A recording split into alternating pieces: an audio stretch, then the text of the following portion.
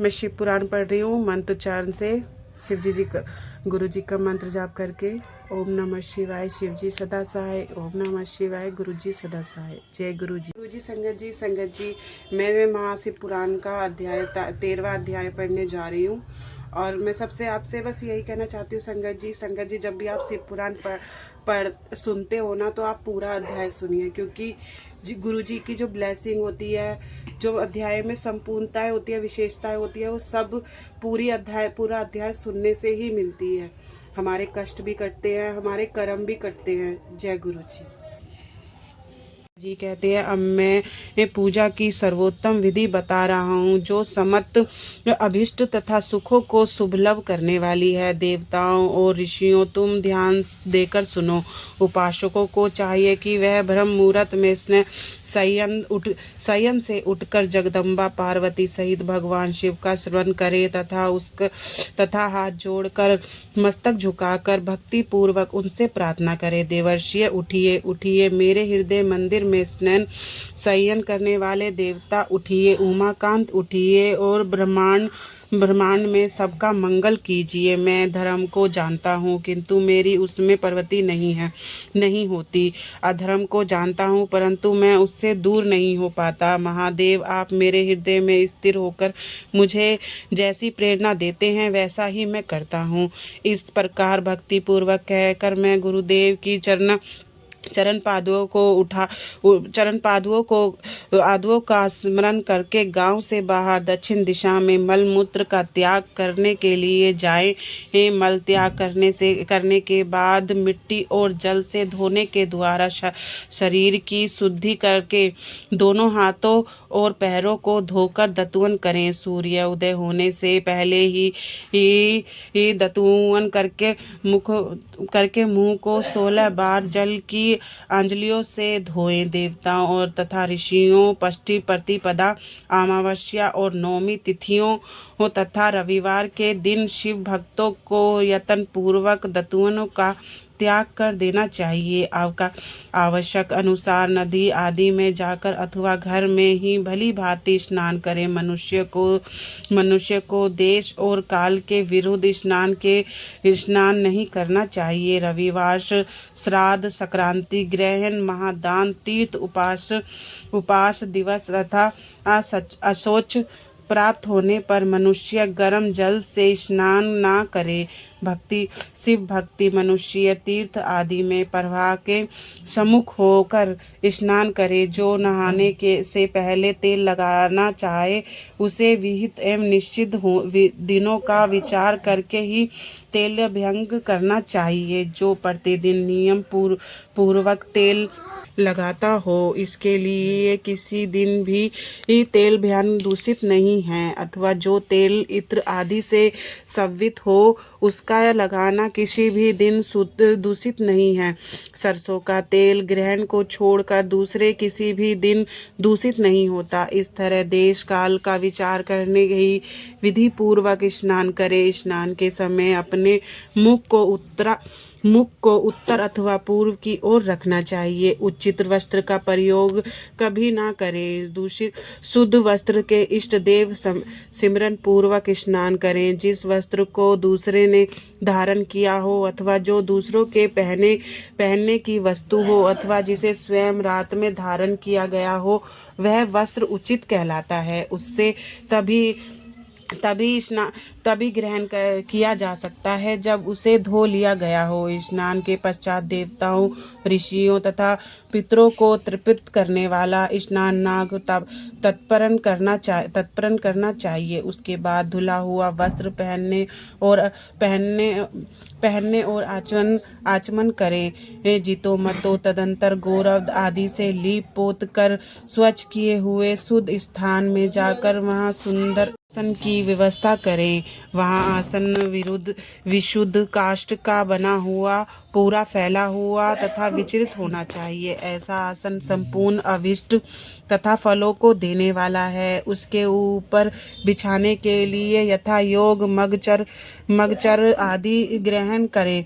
ग्रहण करे। शुद्ध बुद्धि वाला पुरुष उस आसन पर बैठकर भस्म से त्रिपुंड लगाए। त्रिपुंड से जप तप तथा दान फल होता है। भस्म बोलो।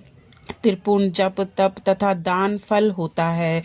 भस्म के बताया गया भस्म आवाम त्रिपुंड का साधन जल आदि बताया गया। इस तरह त्रिपुंड करके मनुष्य रुद्राक्ष धारण करे और अपने नित्य कर्म का संपादन करके फिर शिव की आराधना करे। तत्पश्चात 3 बार मंत्र उच्चारण पूर्वक आचमन करें। फिर वहाँ शिव की पूजा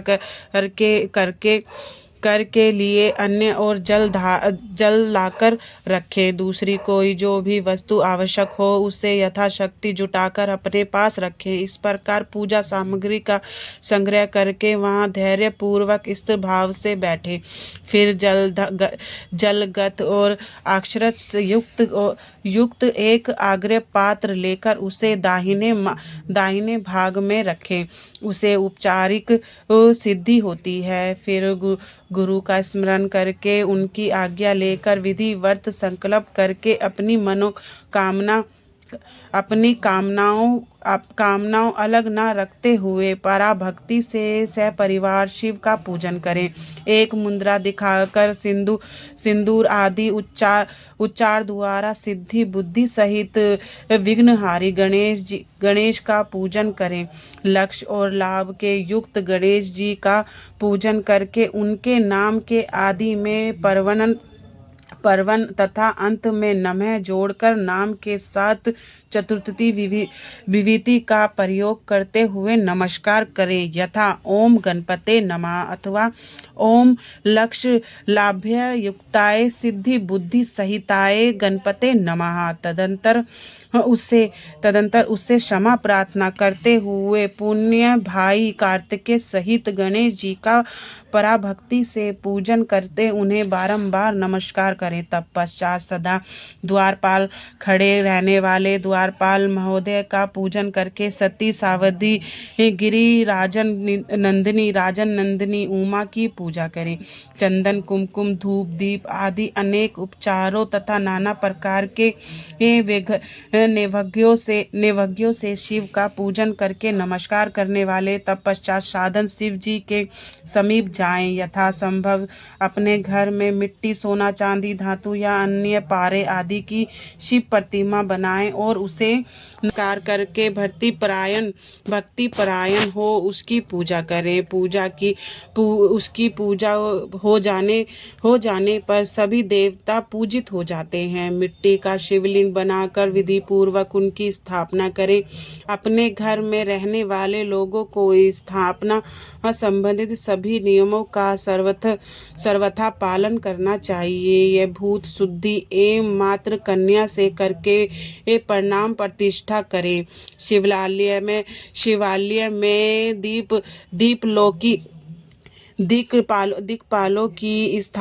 दिक्पालों की भी स्थापना करके उनकी पूजा करें। घर में सदा मूल मंत्र का प्रयोग करके शिव की पूजा करनी चाहिए।